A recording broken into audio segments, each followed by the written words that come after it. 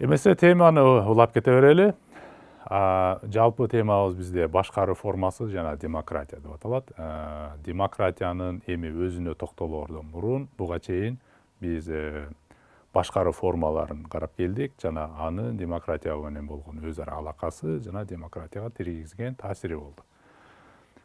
Демократия деген жалпы темага киришерден мурун биз ыңгайлык үчүн негизинен саясий системаларды биз саясий режим деген мындай термин менен түшүнгөнгө аракет кылсак бизге ыңгайлуу болмокчу. Ошон үчүн саясатта political regimes же болбосо саясий режимдер деген түшүнүк бар.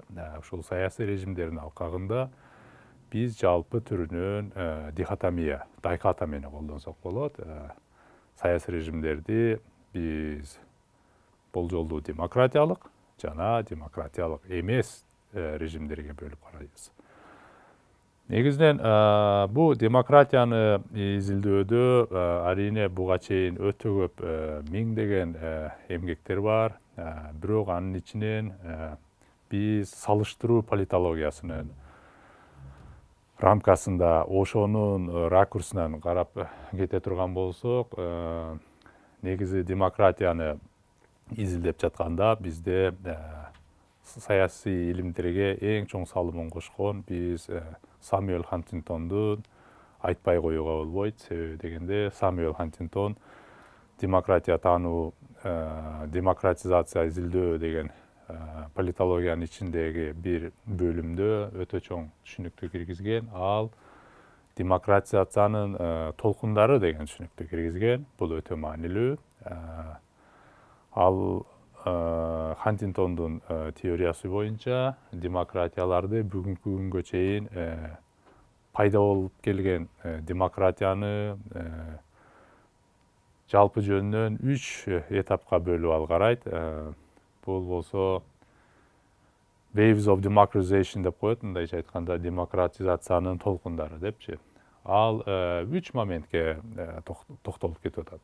Биринчиси бул биринчи толкун деп, ал 1828 жылдан 1926 жылга чейинки дүйнө жүзүндө башталган демократизацияны айтат. Бул жерде бизге классикалык мисал катары Америка менен Франция революциялары бизге анык кейс болуп берет. Андан сырткары Швециянын кейси дагы көбүрөөк көрсөтүлүп келип кетет. Демократизациянын экинчи толкуну деп биз экинчи дүйнөлүк согуштун аяктап аткан ченинен баштап байкасак болот. Бул өзгөчө буга биз Италияны, андан кийин чыгыштан биз Жапанды айтсак болот.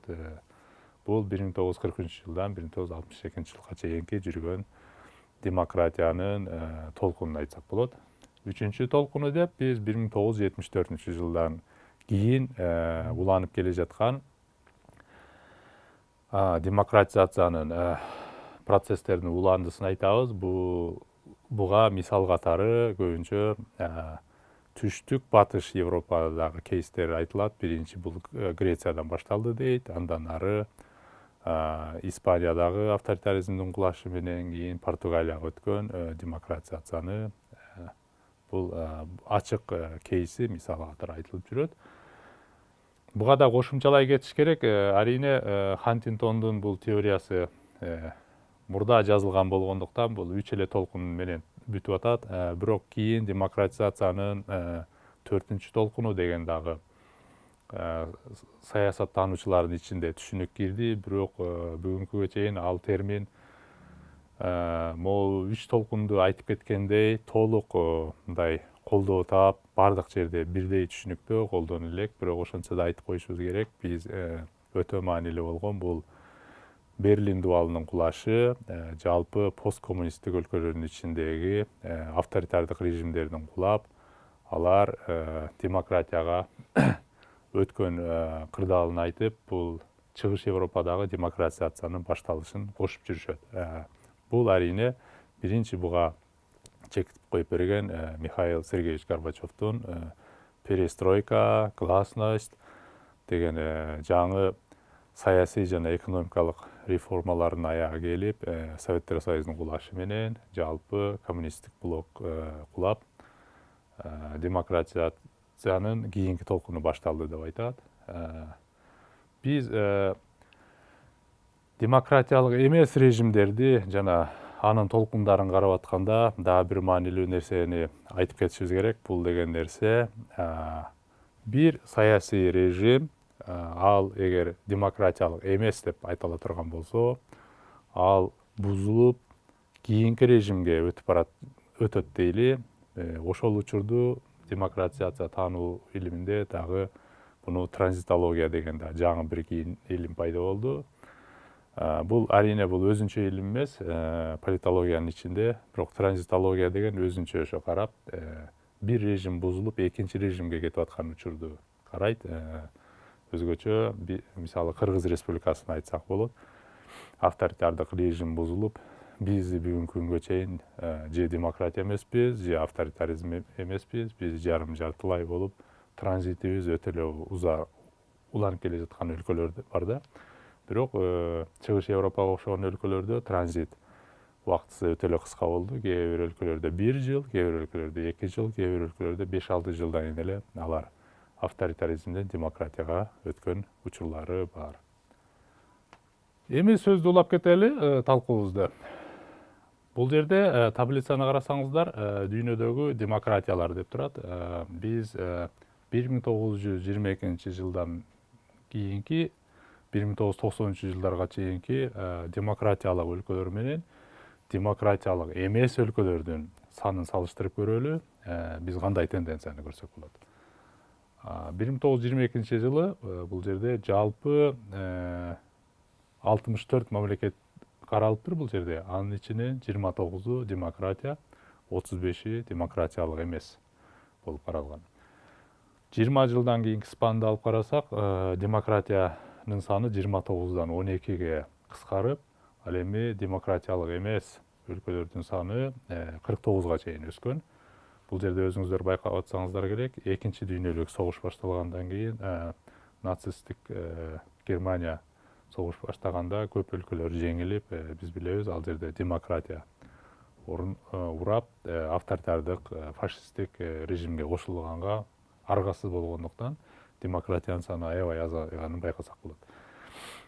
Кийин дагы 20 жылдык спан менен 2 жолу карайлы, кийин демократиянын саны бир аз өсөт, бирок ошол учурда авторитардык мамлекеттердин да саны өсөт. Бул деген нерсе дүйнөдө жаңы мамлекеттер дагы иликтөөнүн объектиси боло баштады дегенди көрсөтөт. Жана бул оонду дагы жаңы мамлекеттер пайда болуп, өлкөлөрдүн санынын көбөйгөнүн байкасак болот.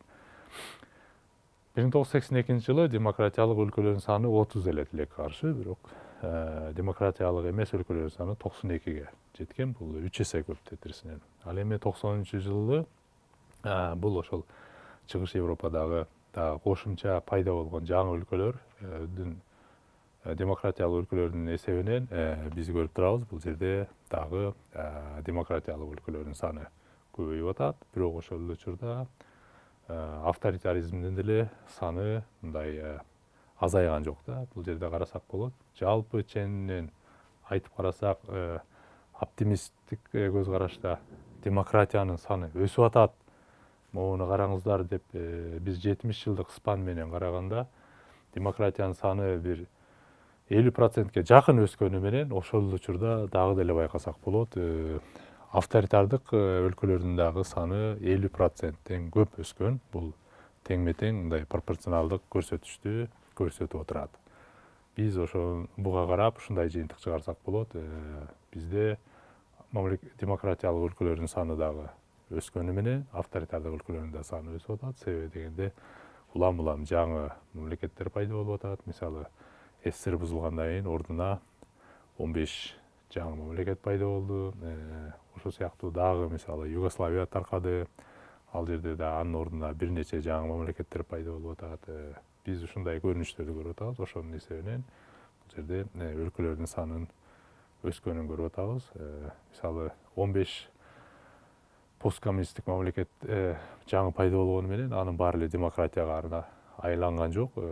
Анын бир нече түрү СССР деген тоталитардык, кийинчерээк авторитардык мамлекеттен башка авторитаризмдин формасына өтүп кеткен өлкөлөр абдан көп. Мисалы ошол нерселерге дагы көңүл буруп коюшубуз керек.